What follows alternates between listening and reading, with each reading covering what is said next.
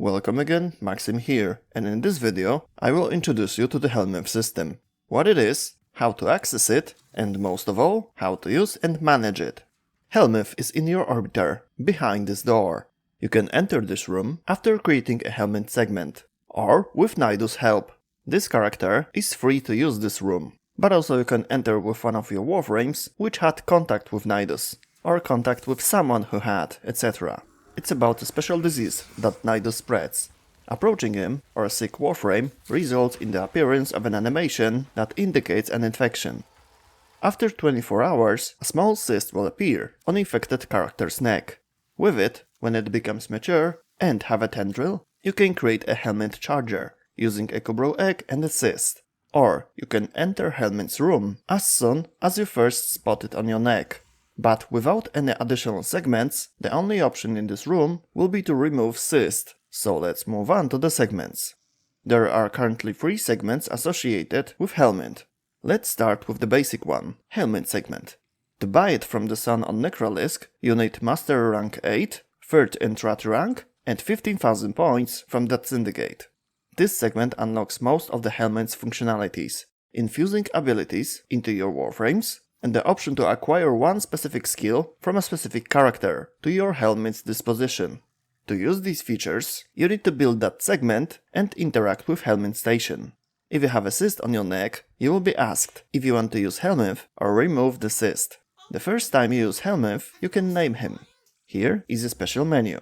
In it, you can see the level of your Helminth and the list of available skills. The basis of this system is the exchange of skills in Warframes. The way it works is that you can replace one Warframe skill in a given configuration. These are either unique Helminth skills that can only be acquired from him, or they can be skills from other Warframes, if you subsumed any of them. You can have different skills in multiple configurations, but you always replace a maximum of 1 in one configuration. Any Warframe in its basic variant, it is non-prime and non-umbra, can be subsumed. That means sacrificing the created Warframe for the Helminth to devour it. Thanks to this, Helminth will learn one skill from this Warframe, and thus you will be able to put it on other Warframes. However, the player does not choose which skill is assimilated. It is predetermined. For example, from Rhino, Helminth always assimilates Roar. You can check on the wiki which skills does Helminth assimilate. The link to the full list is in the description. You can also check the icon of incomplete skills in the Helminth menu. You will see the name of the skill, its description, and an animation with a presentation of the use, which will show you the Warframe from which this skill comes. The exceptions in the previews are Helminth unique abilities. They are shown by an exemplary Warframe, most often Excalibur. Back to the assimilation, you can do it on a freshly built Warframe or on used one. It's a common practice to subsume a regular version of Warframe after its level up to 30, so you don't keep 2 of the same characters after earning master points, if a prime version of it is already available.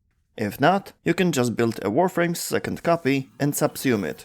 Remember that if you have a reactor or forma in that Warframe, they will be also consumed and lost. The assimilation process takes 23 hours and is performed only once. Okay. Let's move on to the skill exchange system, how it works and how to unlock unique Helminth abilities. When you use a Helminth station, on the left you can see the skills your Helminth currently has. You can choose one of these abilities to put into your current Warframe. You specify in which configuration or configurations the skill should be, and which skill it should replace. This action is not permanent. You can undo it at any time and restore default skills on all configurations. However, infusing skills in Warframe is not for free. Helminth needs to be fed. In the lower right corner of the screen is a button that you can click to open the feeding screen.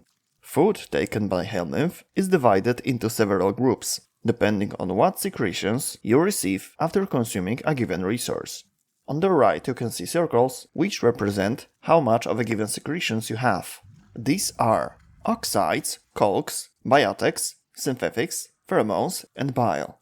You need a certain amount of free secretions each time you inject the skill, but there are no costs when removing an injected skill.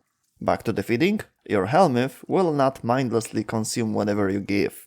Okay, he will eat anything you throw into his mouth. But some resources will please him especially, while others, served several times in a row, will not be accepted willingly.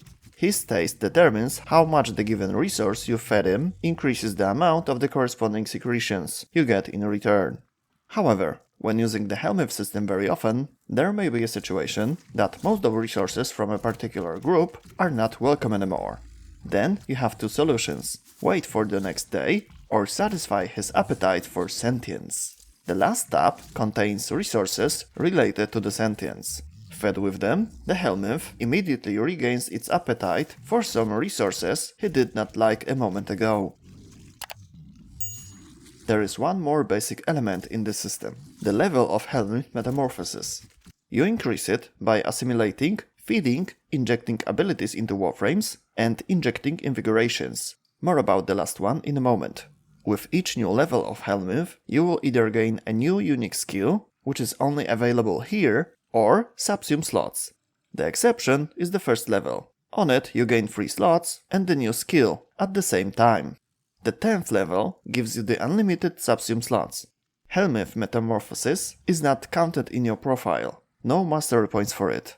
I also advise against rushing through the next levels. Force leveling by feeding, injecting random ability, and removing it, and doing it over again just to level up. It is not a good way. The rewards for the next levels are not drastically changing the gameplay. You will get a lot of points for subsuming Warframes, and you have a lot of them to sacrifice. Now, at the time of the release of this video, there are 52 Warframes. Few more words about assimilated skills. Not all of them work as on the original Warframe they come from. Sometimes their functionality and stats slightly differ from the original, or are simply its weaker version. For instance, Rhino's Roar. By default, when used by this Warframe, at 100% ability strength, it gives 50% damage buff. The assimilated version of this ability, that can be injected, is weaker. For 100% ability strength, it only increases damage by 30%. And there is one more important fact about injecting skills. Not all combinations are allowed. You can't inject damage-increasing abilities on characters that already have that type of ability. For example, you can't inject Rhino's Roar on Mirage, because she already has a similar ability, Eclipse. All you can do is exchange Eclipse for Roar. You cannot have two of these skills at the same time, but you can trade one for the another. I will also add that you can use arguments for injected skills. Let's move on to the second segment, which is for Invigoration. You also buy it from the Sun on Necrolisk. It also requires the 8th Mastery rank, but Entrati rank on the 5th level, and 30,000 standing points from the Syndicate. But you can also choose this item as a free reward upon reaching Entrati rank 5. This segment expands Helminth with the ability to buff Warframes for 7 days. Each week, 3 Warframes will be randomly selected, each with 2 random buffs that you can insert on them in a given week. Every Monday, another 3 characters are randomly chosen. You can perform the Invigoration on any day. It always lasts 7 days. Individual Warframes have a greater or lesser chance of being selected in a given week.